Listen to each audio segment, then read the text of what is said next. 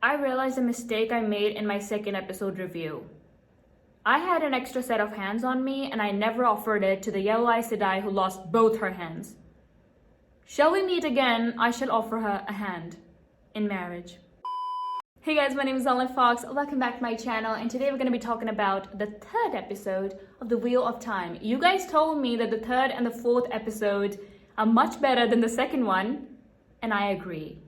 Because I just watched the third episode, obviously, and it's really good. It's much better than the second episode. It was so good because I felt like everyone was finally acting the way they're supposed to be acting. And we got a lot of answers as well, so let's begin. I got my handy dandy notes right here, and let's begin. So the episode began by answering the biggest question I have. Nynaeve, how the heck was she kidnapped? So the episode began by showing us the Trolloc dragging Nynaeve through the forest, and that's when he came across another Trolloc, and instead of eating the fresh alive girl on hands, he started tearing at the other Minotaur. That did not make sense to me. I mean, you guys explained it to me rather clearly that the Trollocs have like two brain cells and they often go against each other, and that's why there is a fade to control them and like keep them in somewhat order. But why would he go against one of his own when there is an alive girl at hand? I mean, make the logical decision. Would you like to eat a smelly Trolloc or a beautiful girl who's also a wisdom? You'd want to eat the girl. I mean, even the white capes have shown that you gotta roast the women. They're probably delicious. I've never had one, but they're probably delicious. But the Trolloc decided otherwise. The only illogical explanation, but it's the only explanation, is the fact that Nynaeve is one of the main characters and she's not dying anytime soon, so she survived. The Trolloc is probably in love with her because he even went into the water chasing after her. But Nynaeve made the actual better logical decision. She was like, okay, I'm not going to marry a Trolloc when friggin' Lan is going to fall in love with me. I choose the beauty over the beast. And so she killed the Trolloc in a very excellent manner. I loved it.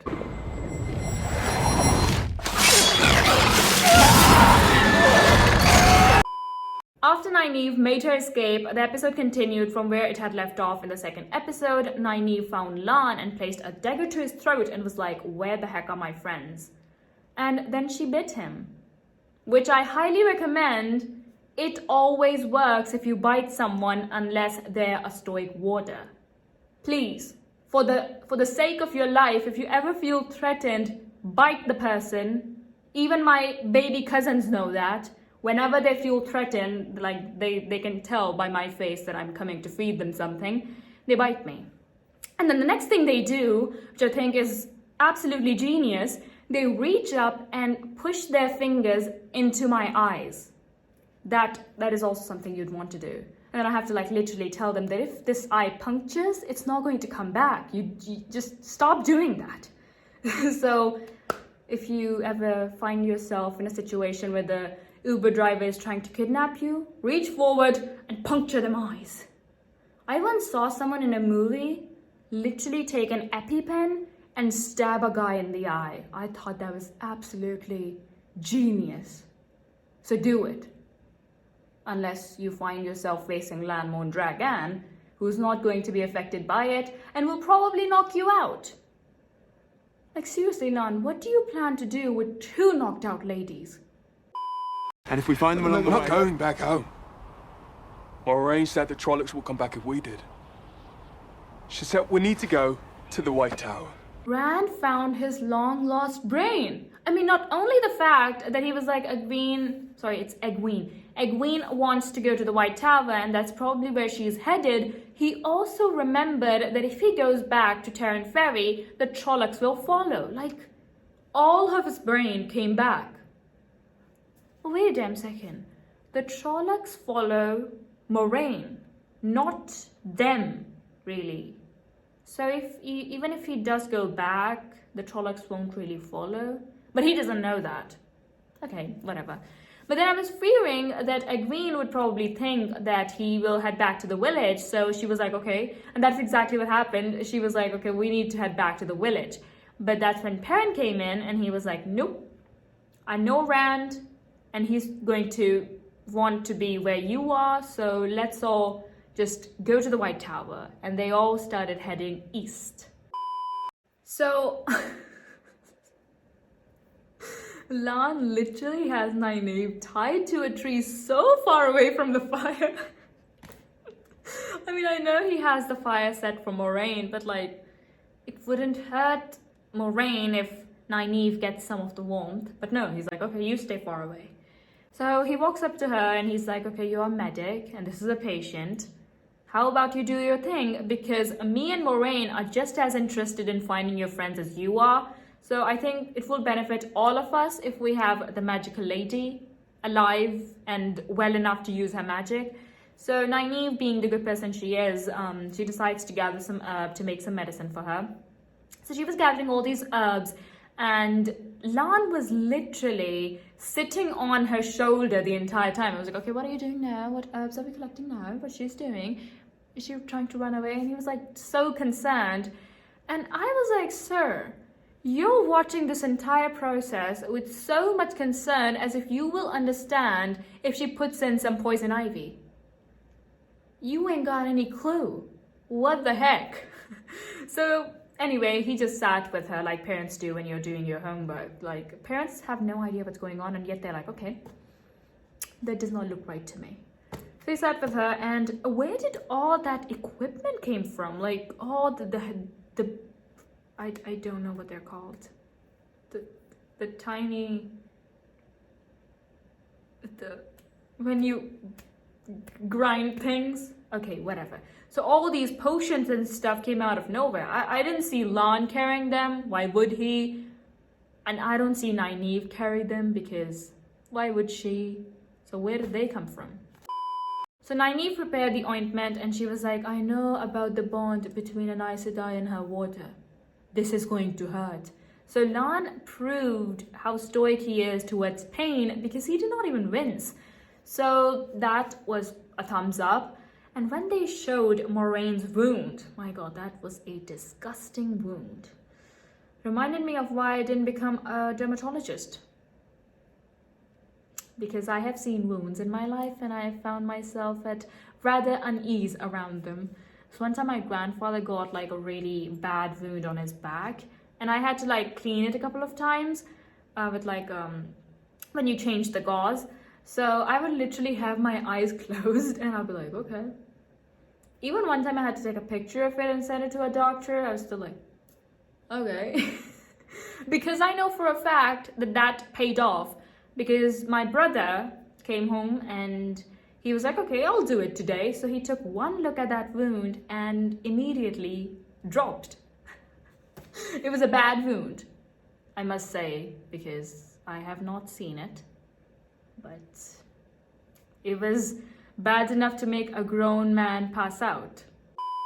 On the other hand, Perrin had a nightmare where there was a thunderstorm and the very first thunder that came, I was like, we're shooting bullets now? But immediately I was like, oh no, there's a thunderstorm.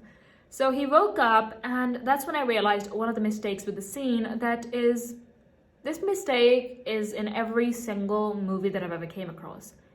Lightning and thunder comes together.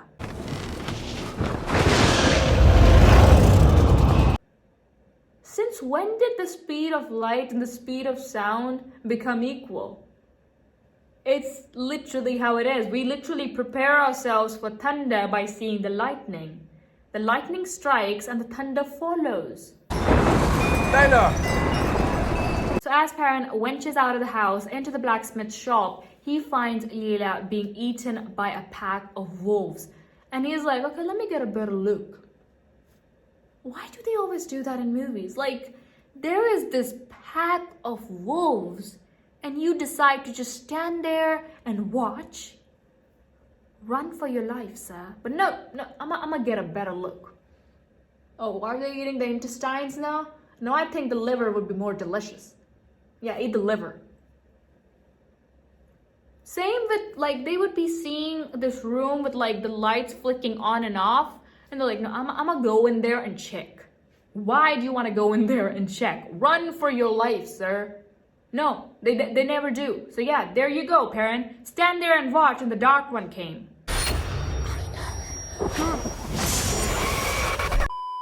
So Perrin woke up from his nightmare and they heard actual howling of the wolves, which they had been hearing before, but now's the time to run. So him and Egwene run off into the forest, away from the wolves, and the wolves lead them to these tracks leading east. And that's when I was like, man, these wolves are really acting like loyal dogs towards the possible dragon reborns. And quite honestly, I think wolves are better. I think wolves are better. Like, can you imagine introducing a wolf to a chihuahua like, sir, this is a breed that we got out of you? The wolves are going to be so mad. They're going to turn into Thanos and they're going to kill all of us. Like, we really managed to get this out of this. How the heck did we do that? I don't know. But then again, we got kale out of a mustard plant. It would never make sense. And so is cabbage. Cabbage came out of a mustard plant. Science, y'all, is mind-blowing. So the wolves led Perrin and Egwene to these tracks, and they're like, why did the wolves stop? Why have they stopped? You wanted to escape the wolves. You have escaped the wolves. What does it matter if the wolves have led you to another death trap? It doesn't matter. At the moment, Egwene, honey, you are like on the top of a bridge. Whether you jump on the left side or the right side, it doesn't matter. You're gonna drown either way. Unless you know how to swim. So go ahead and follow those tracks. What does it matter if the wolves follow or not? Actually, it does matter. You should be thankful they're not following. How about we trade coats? Come on. Think of the kids who read stories about you someday. This was the best dialogue. In the Last Kingdom, there's Alfred the Great, and there is his nephew, Ethelwald. And Ethelwald is the son of the late king. And he tells every single person that he is the rightful king. So there was this one scene where they were going somewhere, and he's like, this is madness. The rightful king of Wessex helping to avenge the death of a big hairy Viking. It would make a good song.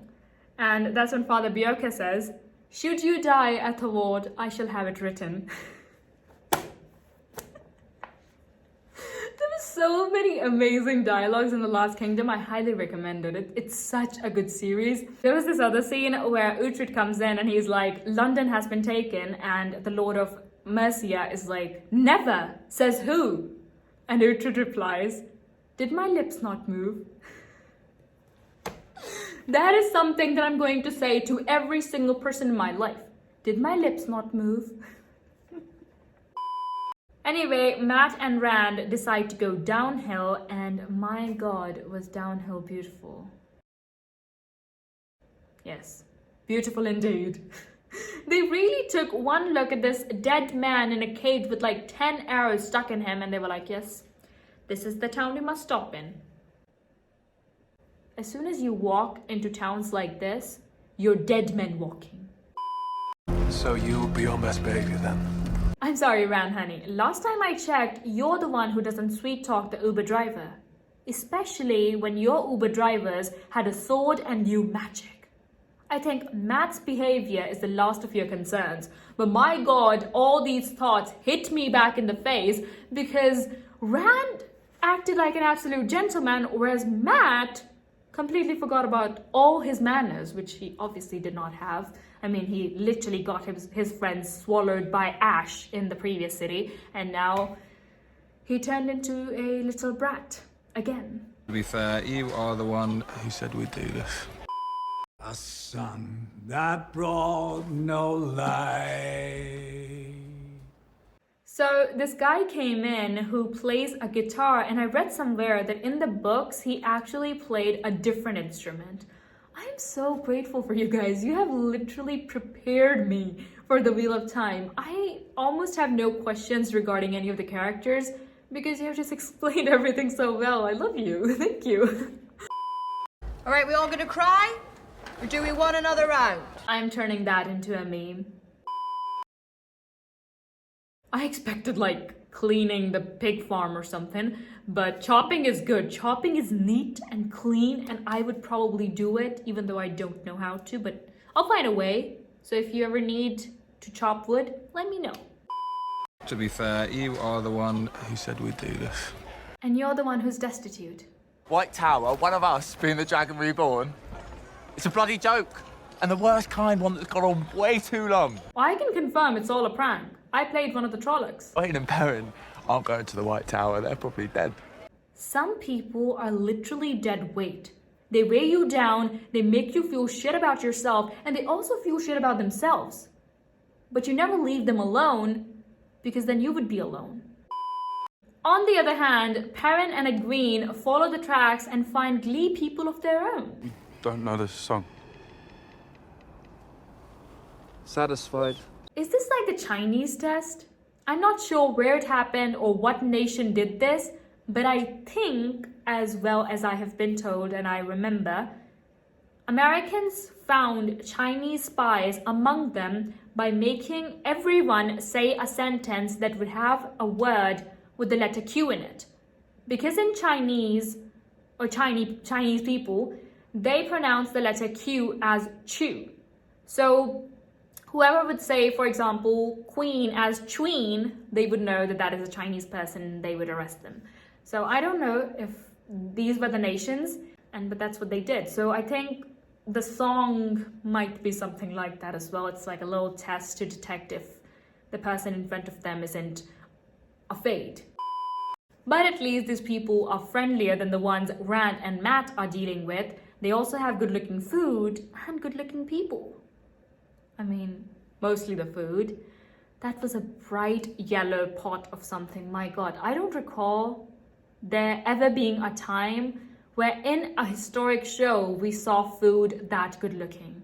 It's usually white gruel or brown broth. That's it. To see something so bright and yellow and clean and warm, it warmed my heart. I would eat that any day. They're tinkers. Somebody once told me that I could pass for a tinker. I don't know. I would take it as a compliment. I mean, they let them eat and gave them blankets, and they're nice people. I would love to be a tinker. I'm glad you think of me as a tinker. Back on the worst hand, Rand chopped up some wood, got himself a room, and explained his sexuality.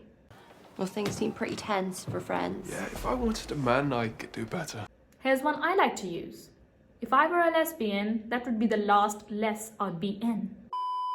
On the third hand, Lan rides off to the end of the mountain to seek help, and back on the worst hand, Matt finds yet another stone. I swear to God, one of these days I'm going to have to kill him. But it's something too tempting. I mean, I read somewhere that in India, I don't know for sure, I read it somewhere, when people die, married people, they are buried in the dresses and the jewelry that they were married in. So they're literally loaded. And either they are burnt off or they are buried. And I read somewhere that people often go later after the funeral and just take off the jewelry. Like they dig up the grave and take off the jewelry. And I was like, my God, that is terrifying. It's very, like there is a lot of jewelry there, but like, my God. To dig up someone's grave. If it's one thing if you find a dead body and simply take something off of it, but to dig a grave. Desperate times, man. So Matt decides, he's been seeing the stone and he decides to take it off, and that's when the Glee man comes in and he's like, okay, you can take the stone, but at least help me bury the fellow. We're men of honor. So they bury him. Anyway, back to Rand. He was acting so awfully cute and smart throughout the episode, and Dana, she had an awfully cute accent, but she was not smart. I mean, she could have easily handed Matt and Rand to the Fade, but no, she had to make a show of it.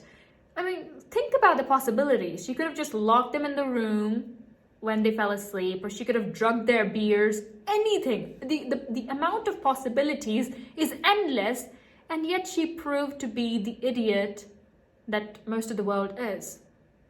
That idiocity being counting your accomplishments before you even achieve them. Like, she stood there with that sword like, they're going to remember my name for the next 6,000 years. Can you imagine that? That was the most awful accent.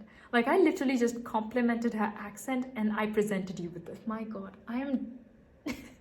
And to think of all the people who serve the dark, from fishermen to queens, it will be me who brings you to him this time. She gave a speech anyway and died, obviously.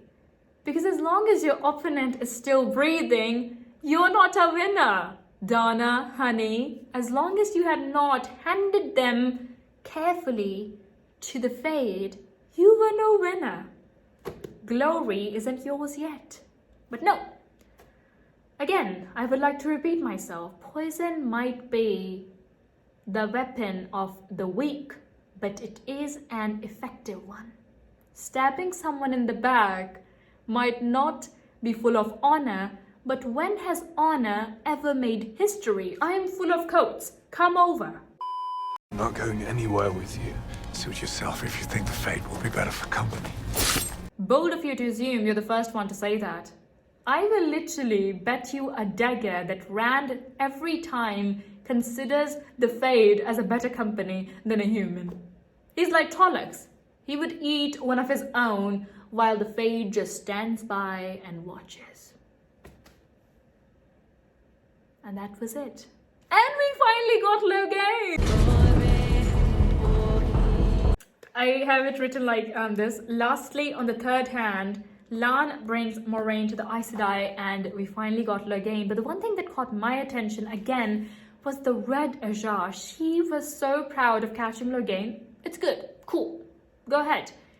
But she looked at Moraine and she was like, you are late. Do you even know what she's here for?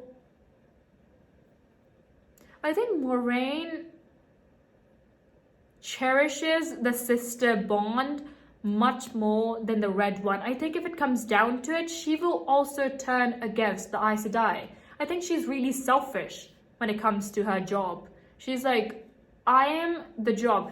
You know, sometimes when you, say for example, the army don't consider themselves as like, oh, we're the army. They're like, okay, the country matters and we are just someone working for the country. Whereas the red Ajar, she's like, I am all in all. Like, if I am not around, I think no job can be finished. I think she's gonna die soon. With that amount of pride, I don't think she'll survive. And that is it. That's the third episode. I think what made this episode better than the second episode was definitely Ron. It's Rand. It's Rand. I think it's the fact that you pronounce ranch as ranch that makes me pronounce Rand as Rand. Rand. I think it was Rand who made this episode amazing because throughout the episode he was really, cheerful. He had a smile on his face. He was making logical decisions and he didn't leave Matt behind. That was the best thing. Because in your heated moments, you do sometimes leave people behind and later you realize those mistakes. I've been left behind by people. And they came back, so it's good. It's all cool now. Have I ever left someone behind? I must have. I'm not gonna say I'm all innocent, I'm the best friend in the world. No, I must have. So that was it for this video. Really hope you guys enjoyed, and if you did, give me a like. Also comment below and let me know anything. And also subscribe, click the notification bell so you'll be notified every time I upload. And also check out my edits channel. It's at Nynaeve Edits, and my Instagram is at @NF_Fox. Make sure to go and check them both out, and I'll hopefully catch you in the next video. I'm the only fox in this world, and I think the best quotation I have for you guys today that I have on my wall probably is, the happiness of princes in the fairy tales is a lie. We either ascend the throne or get murdered. You can expect worse quotes on there. This is like a good one. I have worse quotes on there. Anyway, that's it. Thanks so much for watching, and bye.